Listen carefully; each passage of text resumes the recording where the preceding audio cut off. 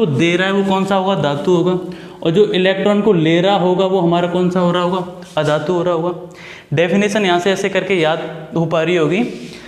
ऐसे तत्व जो इलेक्ट्रॉन त्यागते हैं धातु कहलाएंगे, ऐसे तत्व जो इलेक्ट्रॉन ग्रहण करते हैं वो हमारे अधातु कहलाएंगे। दूसरा पॉइंट बात करते हैं धातुओं की। जिनकी संयोजकता धनात्मक होती है धातु कहलाएंगे, जिनकी संयोजकता ऋणात्मक होती है अधातु कहलाएंगे। केवल एक एक छोटे छोटे वर्ड लिख रहे होंगे हम, बड़ी लाइन इसलिए नहीं लिख सकते क्योंकि इतना हम नहीं याद कर पाएंगे। धनात्मक है तो दिमाग में स्ट्राइक करेगा, धनात्मक संयोजकता होगी, और इसमें संयोजकता कैसी होगी, ऋणात्मक होगी। नोट्स लिखते जाने हैं ये। तीसरी बात करेंगे, सामान्य अवस्था में धातुएं ठोस अवस्था में पाई जाती हैं। हमने पढ़ रखा है सामान्य अवस्था में धातुएं जो होती हैं ठोस अवस्था में पाई जाती हैं, लेकिन कुछ धातुएं ऐसी होती हैं जो द्रव अवस्था में पाई जाती हैं।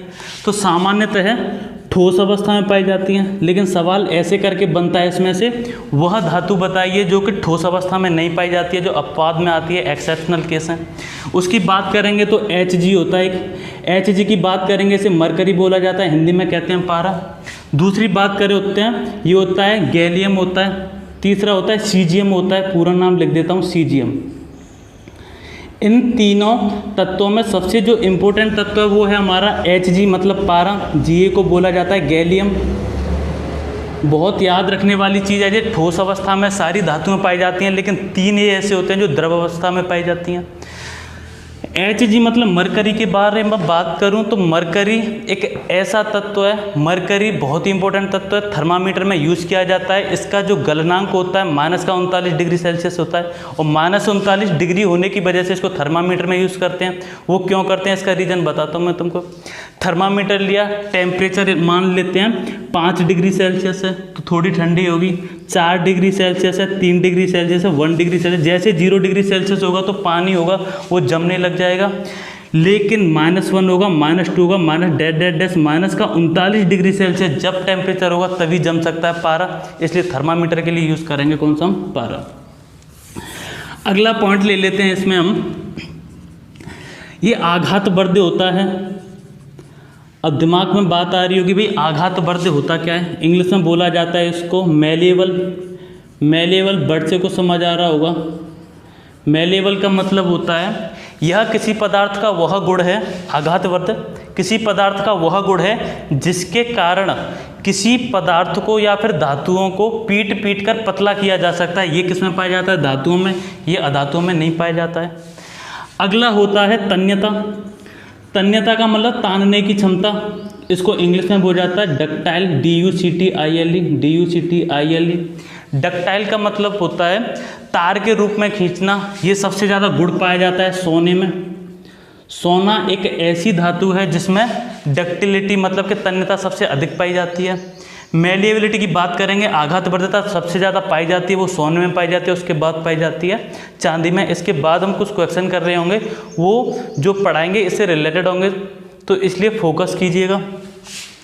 अगली बात ले लेता हूँ घनत्व की।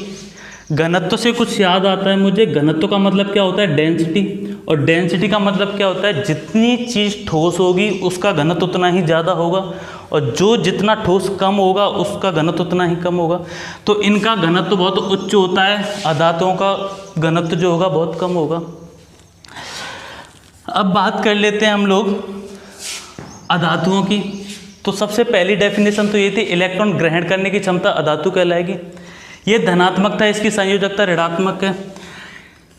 अब बात आती है भाई ये ठोस अवस्था में पाई जाते हैं, तो ये कौन कौन सी अवस्था में पाई जाती हैं, ये तीनों अवस्था में पाई जाती है, द्रव में पाई जाती है, ठोस में पाई जाती है, और ये गैसीय अवस्था में पाई जाती है। द्रव अवस्था की बात करेंगे तो वो कौन सा होता है, अधातु जो द्रव अवस्था में पाई जाती है उसका नाम होता है ब्रोमीन, इसको डिनोट किया जाता है Br2 से। अगला होता है ठोस, वह कौन से ठोस हैं जो अधातु की फॉर्म में पाए जाते हैं। अधातु की बात करेंगे, ठोस होगा वो होगा हमारा कार्बन, फास्फोरस, याद रखने हैं ये पूछा जाता है। ऐसे कौन से अधातु हैं जो ठोस अवस्था में पाए जाते हैं, कार्बन हुआ, फास्फोरस हुआ।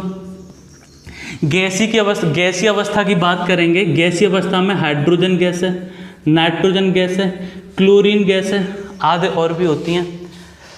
तो यहाँ से हमारे पास एक कॉन्सेप्ट बना है, इनको दोबारा से रिपीट करा देता हूँ भाई। धातु कौन सी होती हैं, अधातु कौन सी होती हैं, मेरे साथ साथ बोलते जाना है। इलेक्ट्रॉन त्यागने की क्षमता धातु कहलाती है, इलेक्ट्रॉन ग्रहण करने की क्षमता हमारी अधातु कहलाती है। जिसकी संयोजकता धनात्मक होती है धातु कहलाएगा, जिसकी संयोजकता ऋणात्मक होती है अधातु कहलाएगा।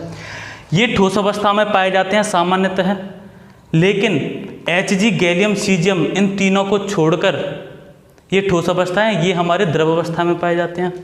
अगर इसकी बात करेंगे तीनों अवस्थाओं में पाए जाते हैं। द्रव अवस्था में ब्रोमीन पाई जाती है, ठोस अवस्था में कार्बन होता है। कार्बन के बारे में भी डिटेल से पढ़ने वाले हम।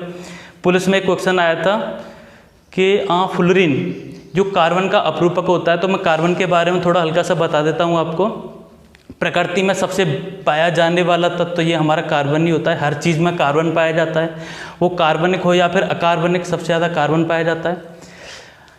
कार्बन की बात करें, इसके 4 अपरूपक होते हैं। मेनली जो यूज होते हैं हीरा, ग्रेफाइट, C60 फुल्डीन के नाम से जाना जाता है। C60 फुल्डीन के नाम से जाना जाता है।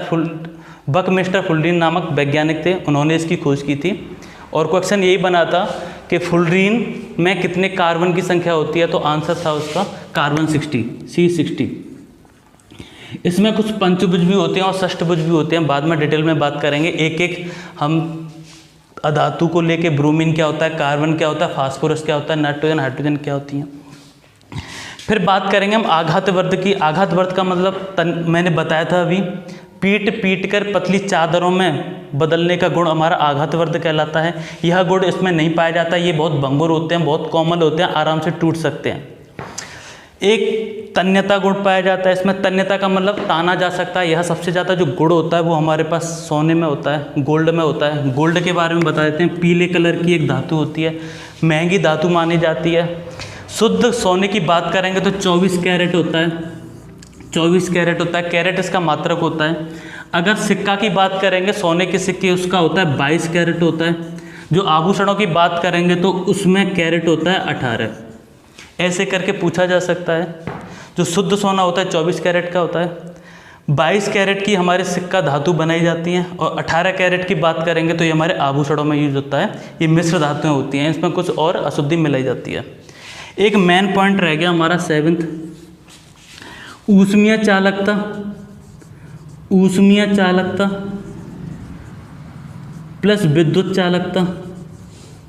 ऊष्मीय चालकता और विद्युत चालकता दोनों का मतलब क्या है? ऊष्मीय चालक का मतलब, ऊष्मा का मतलब होता है गर्माहट। गर्माहट का मतलब होता है या तो सन की उपस्थिति में, सूरज की उपस्थिति में किसी चीज़ को गर्म करना, या फिर होता है किसी आग के सामने किसी चीज़ को गर्म करना।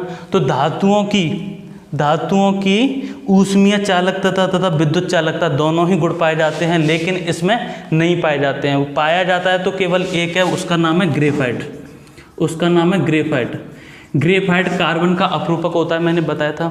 ग्रेफाइट किसे कहते हैं? जो पेंसिल होती है, कच्ची पेंसिल होती है, उसमें बीच का जो काला पॉइंट होता है वो होती है ग्रेफाइट। दूसरा एग्जांपल सुन लीजिए, ग्रेफाइट क्या होती है? जो सेल होते हैं, ड्राई सेल, सूखे सेल कहे जाते हैं, बैटरियों में डलते हैं, उसका बीच का जो होता है, एक कैथोड का काम करता है, एक एनोड का। तो बीच वाला जो होता है ब्लैक कलर का, वो हमारे पास होता है ग्रेफाइट। तो ग्रेफाइट में विद्युत धारा आसानी से प्रवाहित कर सकते हैं, और किसी अधातु में विद्युत धारा प्रवाहित नहीं कर सकते।